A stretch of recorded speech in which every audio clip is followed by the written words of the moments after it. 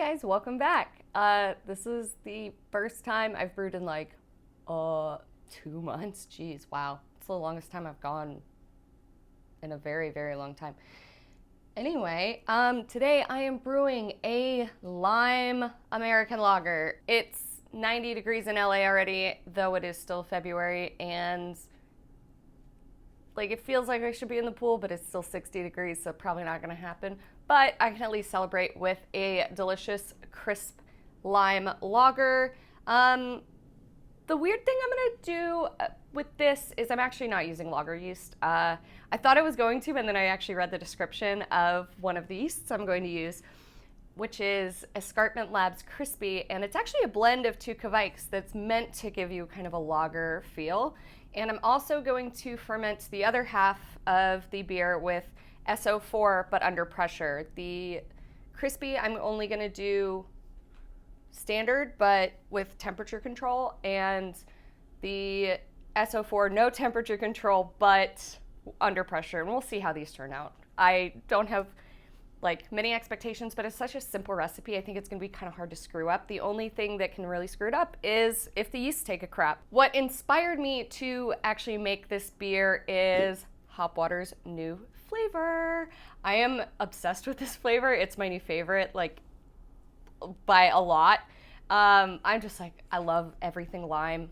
I think it's just, you know, living in Southern California does it to you. So this flavor actually, it doesn't have an artificial lime flavor in any way. It just seriously tastes like you squeezed a lime into a super juicy tropical hop water. The hops in this are Citra, Amarillo, Mosaic, and Azacca, which I really love that blend. I use all of those hops in my brewing pretty frequently, and I'm just love what they came up with. You know, the only thing that is gonna be different about my beer and this delicious lime hop water, my beer, though it will be refreshing, it doesn't have the adaptogens and nootropics that hop water does. So maybe refreshing, but it's not doing much for your brain, unfortunately.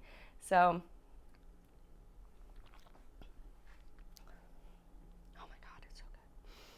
My main problem with this hop water is I literally just want to like chug this can immediately. I don't know what it is. It's just like one of those things, like a really, really cold water on a hot day. This kind of reminds me of that. It's just got one of those flavors that's like, you gotta down it quick. It's so good. I hope my beers will turn out half as good as this hop water, but honestly, probably won't, because this is hard to beat. Well, my water is already at strike temp, which is 158 or 70 degrees Celsius. The makeup of this beer, as have been most of my beers lately, is extremely simple. This is probably the simplest beer I've ever made. Half two-row, half Pilsner. I'm doing 9 pounds of each, which is 4.1 kilograms of each, and I'm just gonna throw in 1 ounce of Citra hops. So, you know, it's just a callback to this hop water that I love so much. I should give us a really nice blend of the citrusy hops with the citrusy lime. So we're gonna put real limes in this, and I hate that artificial lime flavor. My husband always tries to buy it, and I'm like, I can't use it. It tastes like floor cleaner to me. And I don't know if it's just me, but I'm super sensitive to fake citrus flavoring. So it's like fresh or nothing, honestly, for me. And a lot of time, I always think this to myself, that I should just freeze fresh lime juice and lemon juice and zest, because I use it in almost everything that I cook. It's a great acid to brighten basically anything you make. If you guys have not gotten your hands on the book, Salt, Fat, Acid, Heat, changed the way I was cooking completely. It's like the book that I buy for everyone who I know likes cooking, because it's just fascinating. I thought I was a good cook before, but now people tell me I'm a good cook. So let's get to this. We've got a pretty easy brew day, actually. I'm only doing a 45-minute mash, 45-minute boil. Who cares? It's like I'm easing myself back in. So let's get to it. I've got to grab my 9 pounds of each, throw them in my new bucket from Johnny Fearless, because they saw that my bucket game was subpar other than my Yakima Valley bucket, which I love. All right.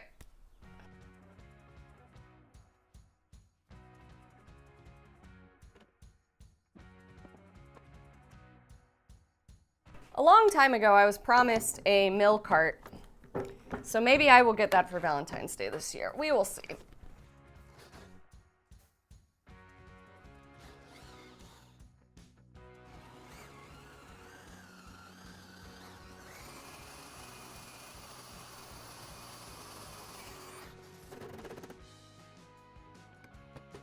By the way, I don't think I mentioned it. I'm making an 11-gallon batch to split into 2. And that is 41.6 liters. We're starting with 13.5 gallons of strike water, which is 51 liters. And I treated this water with a Camden tablet because it's Los Angeles. So we're gonna do a 45-minute mash at 152 degrees, which is 76 degrees Celsius. All right, I'll see you guys in 45 minutes. Okay, so it's been 45 minutes, actually a touch more because I was working on something else. So we're gonna lift this grain.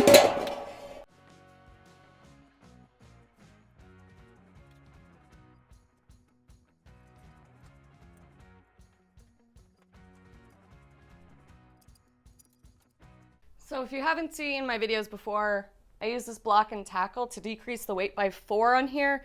I have links to everything we used to build this all. It took some reinforcements in our ceiling to do so, but it is like my favorite thing ever because it makes my life so much easier.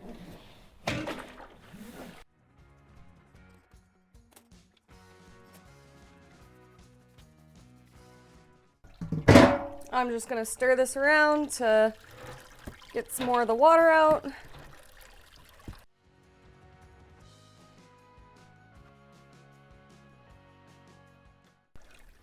All right, so while we're waiting for that to drain a little bit more, I'm gonna turn my heat up to a boil. That should get there pretty quickly. This Clawhammer system's awesome. So our volume's currently right at about 12 gallons. Our boil volume's supposed to be 12.3, so I should probably let this drip a little bit more.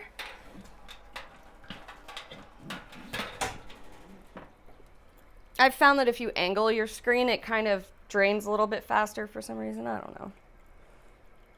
But I think I'm safe to take my pre-boil gravity.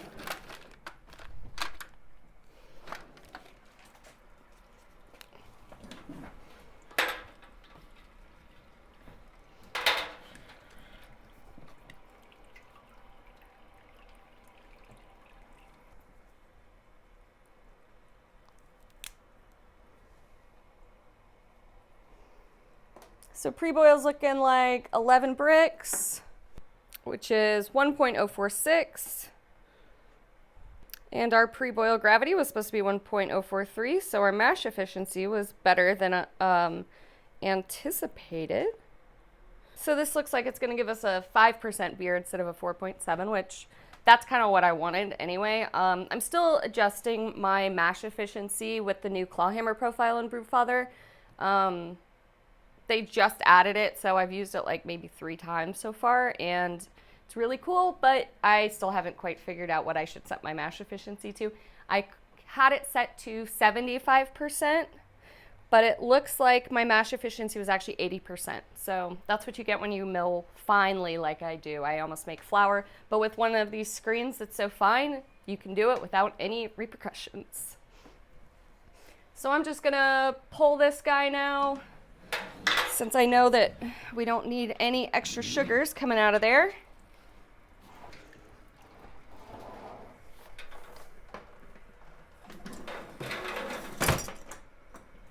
Ta-da!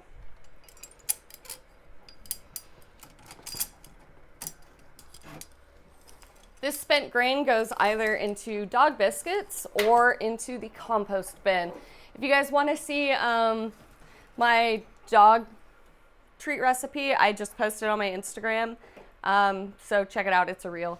Should be easy to find. The The thumbnail image is my dog catching a treat in the air, so use that as your guide. All right, so just gonna not do that. I'll do that. What am I doing? Gonna let this boil. I will see you guys at the last 15 minutes of the boil. We're doing a 45-minute boil when we'll throw in our 1 ounce or 28 grams of Citra hops. All right, it's been 30 minutes, so we're gonna put in our Citra addition. Just gotta measure it out, 1 ounce or 28 grams. Throwing that right in the hop screen, and now that that's done, I'm gonna process my limes.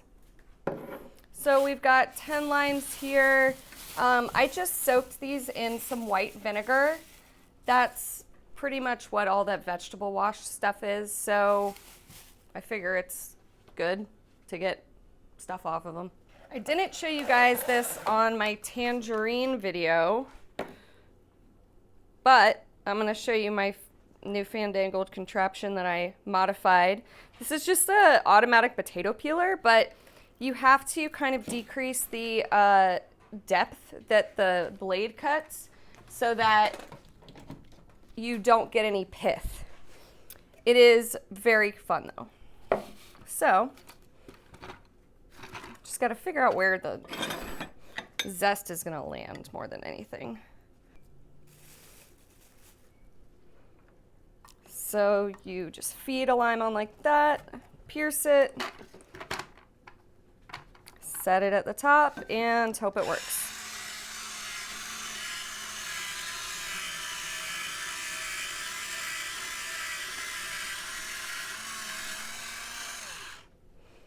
So that's what I'm gonna call zest of 1 lime.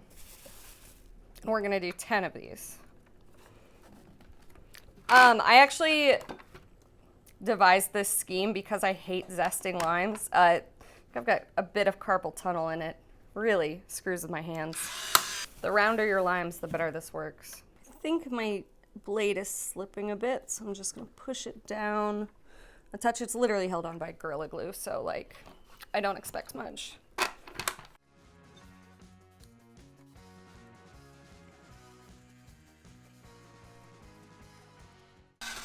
Sometimes that happens.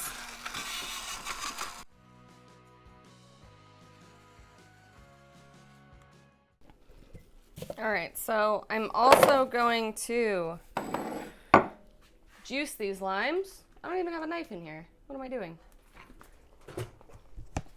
All right, so now I'm just going to juice these limes with my handy dandy lime juicer. I'm gonna throw in this lime juice in primary, so basically whenever this is all cooled down, but the lime zest is going to go in at Flameout so that we can extract a bunch of the oils. I don't want the lime zest to sit in the beer because if you've ever like left a lime in acidic, like if you're drinking Moscow Mule and you let it sit around for a while, the lime gets a little bitter. So we're gonna just do it for a little bit. And I'm just gonna assume that this lime juice does not contain bacteria. We're gonna function under that assumption.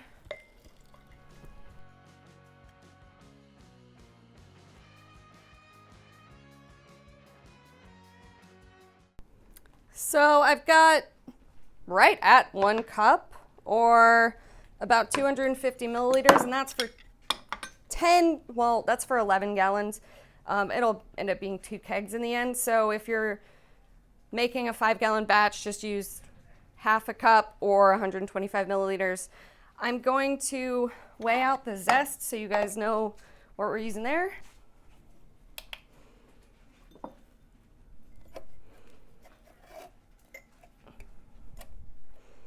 So we've got about 2 ounces or 56 grams. So again, 1 ounce if you're doing a 5-gallon batch or 28 grams. I'm just gonna chop it up on this cutting board so that it gets a little more surface area and it fits easier in my strainer.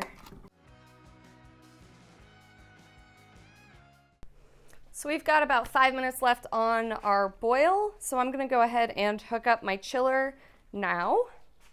All right, I'm gonna chill it. Gonna turn off my heat. Gonna drop this guy coming from the chiller into the beer. I'm gonna toss my lime zest right into my hop screen, make it easy. And it's chilling. I'm just gonna throw my lid on so nothing unsavory gets in there. And I'll see you guys when it's done chilling. All right, so we're down to 68 degrees. I'm gonna toss in my lime juice. Just give it a little shake. All right, and I'm gonna transfer first into the fermenter we're going to use pressurized fermentation on. So we're gonna just get it about halfway up because this is a 9-gallon container.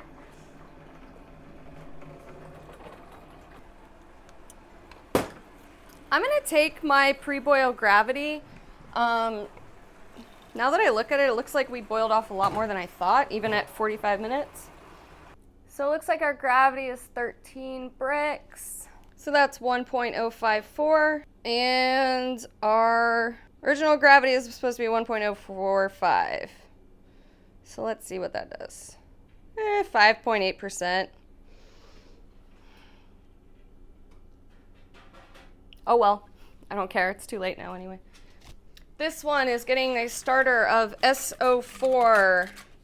Honestly, there's 1,200 milliliters in here, so this will probably decrease the gravity a bit.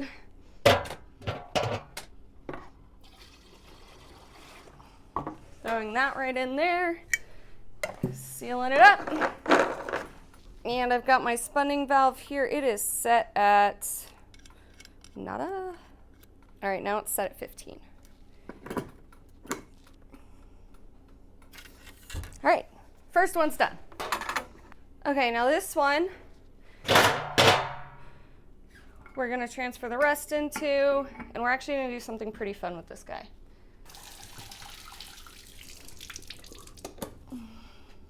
Which is not close our valve. All right, so that's 5.5 gallons. Wow, okay, so pretty spot on. I'm gonna pitch my yeast. This is the Escarpment Labs Krispy.